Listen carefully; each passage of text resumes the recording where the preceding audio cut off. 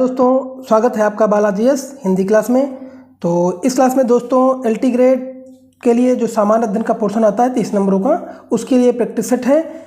इसके पहले कई प्रैक्टिस सेट में दे चुका हूं, अगर आप लोग ना देखे हो तो प्लेलिस्ट में जाकर के देख सकते हैं। और इस सेट में आप लोग देखिए कितने क्वेश्चन आप सही कर सकते हैं। तो चलिए प्रारंभ करते हैं। पहला क्वेश्चन है, सिंधु नदी प्रणाली के संदर्भ में निम्नलिखित 4 नदियों में से 3 नदियाँ इनमें से किसी एक नदी में मिलती है जो सीधे सिंधु नदी से मिलती है। निम्नलिखित में से एक नदी कौन सी है जो सिंधु नदी से सीधे मिलती है? चिनाब, झेलम, रावी और सतलज, बताइए। तो सीधे जो मिलती है दोस्तों ये कौन सी है आपकी? ये आपकी सतलज नदी है। कौन सी है? सतलज नदी है। ऑप्शन नंबर डी दोस्तों आपका सही हो जाएगा।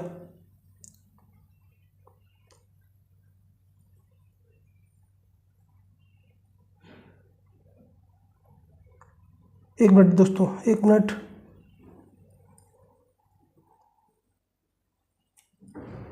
एक मिनट बस ऊपर निकल गया।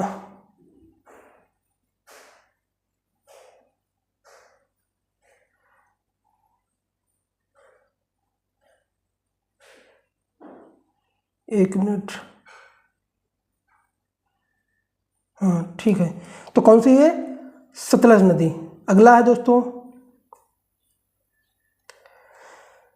भारत और चंद्रा और भागा नदियां किस क्षेत्र में बहती हैं? स्पीति, लद्दाख, लाहौर और कारगिल। तो बताइए। चंद्रा और भागा नदियां, ये नदियां कहाँ दोस्तों बहती हैं? ये लाहौर में बहती हैं। ऑप्शन नंबर सी दोस्तों आपका सही हो जाएगा। अगला है, भारत की निम्नलिखित नदियों में से कौन हिमालय की सभी श्रेणियों को काटती हैं? रावी, सतलज, ब्यास और चिनाब, बताइए।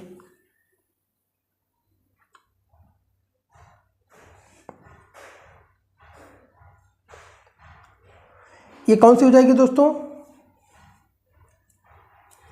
तो ये भी आपकी क्या हो जाएगी दोस्तों? सतलज। ऑप्शन नंबर बी दोस्तों आपका सही हो जाएगा। अगला है, दामोदर किसकी सहायक नदी है? गंगा, हुगली, पद्मा और स्वर्णरेखा। तो आपका ऑप्शन नंबर क्या दोस्तों सही हो जाएगा? हुगली नदी की। ऑप्शन नंबर बी दोस्तों आपका सही हो जाएगा। अगला है, अंतःस्थलीय अपवाहन नदी का उदाहरण है? माही, घग्गर, नर्मदा और कृष्णा। कौन है? तो दोस्तों ये आपका अंतःस्थलीय अपवाहन नदी का उदाहरण है आपका घग्गर, जो कि ऑप्शन नंबर बी दोस्तों आपका सही हो जाएगा। उत्तर प्रदेश एवं मध्य प्रदेश राज्यों में संयुक्त राजघाट नदी घाटी परियोजना लागू की गई है। कहाँ? केन नदी पर, सोन नदी पर, चंबल नदी पर और बेतवा नदी पर, बताइए।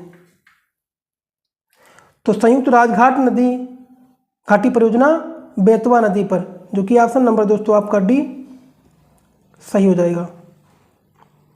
कपली जिसकी सहायक नदी है वह है गंडक, कोसी, गंगा और ब्रह्मपुत्र। तो ये किसकी सहायक नदी है दोस्तों? ब्रह्मपुत्र की सहायक नदी है। ऑप्शन नंबर डी दोस्तों आपका सही हो जाएगा। निम्नलिखित नदियों में कौन अध्यारोपित नदी का उदाहरण है? अलकनंदा, कोसी, चंबल और गोदावरी, बताइए।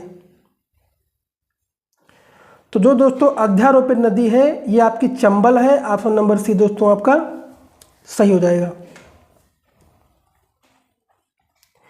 सूची 1 को सूची सेकंड से सुमेलित कीजिए तथा नीचे दिए गए कूट का उपयोग करते हुए सही उत्तर चुनिए, बताइए।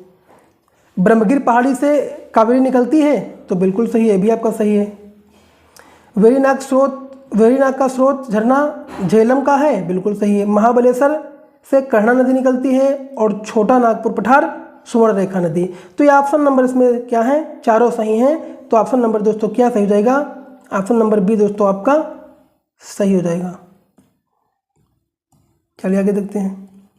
निम्नलिखित में से किसकी संस्तुति पर भारतीय संविधान में मूल कर्तव्य शामिल किया गया?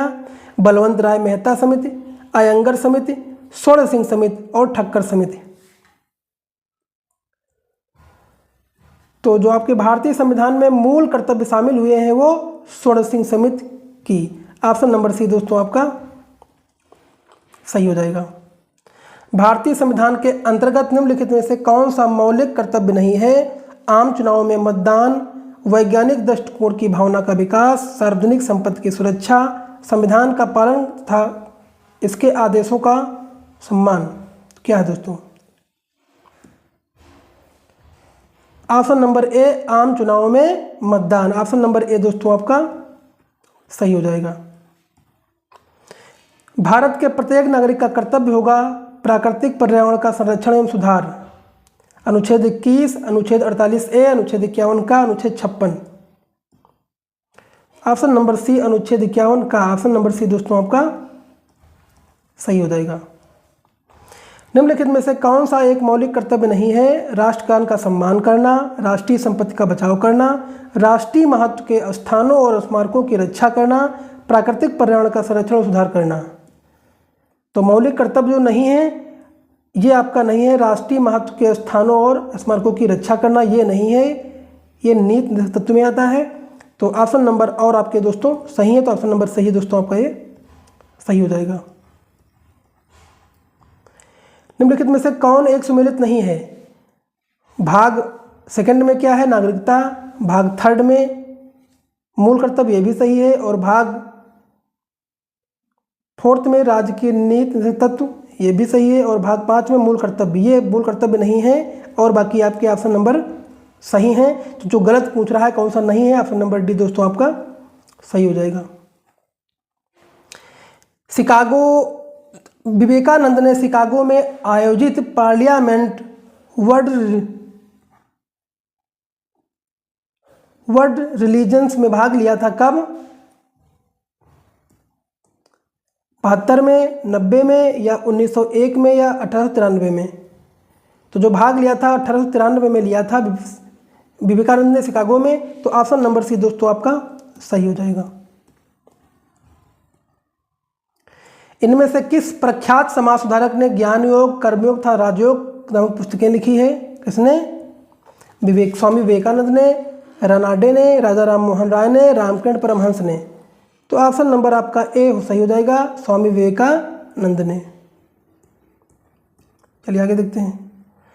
निम्न में से कौन भारत का मार्टिन लूथर कहलाता है? स्वामी दयानंद सरस्वती, राजा राम मोहन राय, स्वामी दयानंद और Swami Shraddhanand.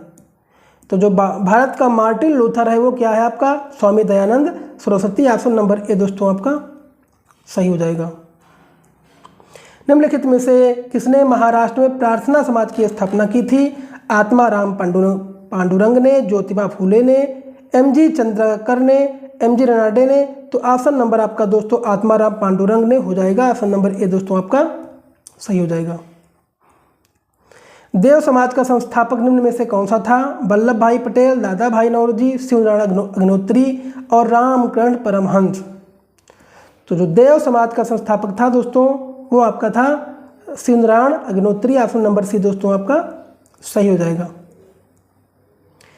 Native marriage act किस वर्ष पारित किया गया था? 1870 में, 1872 में, 1874 में, 1876 में?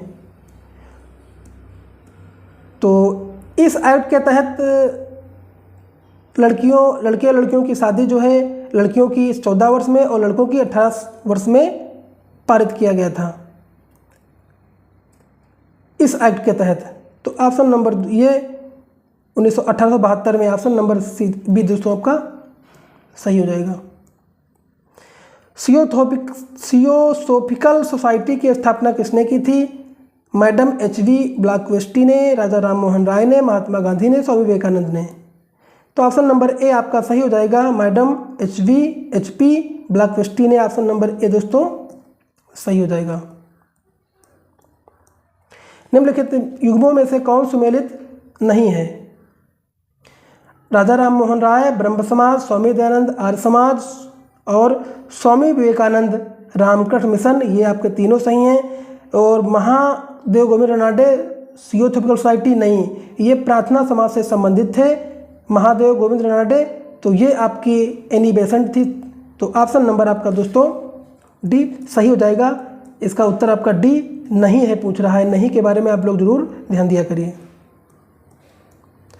अगला है, किसने कहा था कि यदि भगवान अस्पष्टता को सहन करते हैं तो मैं उन्हें कभी भगवान नहीं मानूंगा। ये B.R. अम्बेडकर, बाल गंगाधर तिलक, लाला लाजपत राय और महात्मा गांधी। तो कौन थे ये बाल गंगाधर तिलक ने कहा था। ऑप्शन नंबर बी दोस्तों आपका सही हो जाएगा। तो दोस्तों अगर वीडियो अच्छा लगा हो तो लाइक करिए, कमेंट करिए, चैनल को सब्सक्राइब कर लीजिए। और इसी तरह से प्रैक्टिस मैं आपको पर डे 10 बजे प्रोवाइड करवाता हूँ। और अगर वीडियो अच्छा लगा हो तो लाइक करिए और अपने सारे कमेंट अपने ग्रुपों में भेज दीजिए। ये बहुत ही इंपॉर्टेंट प्रैक्टिस सेट है और इस तरह से छांट के किताबों से लाता हूँ इंपॉर्टेंट क्वेश्चंस। तो वीडियो अच्छा लगा हो तो लाइक करिए और कमेंट करिए। धन्यवाद।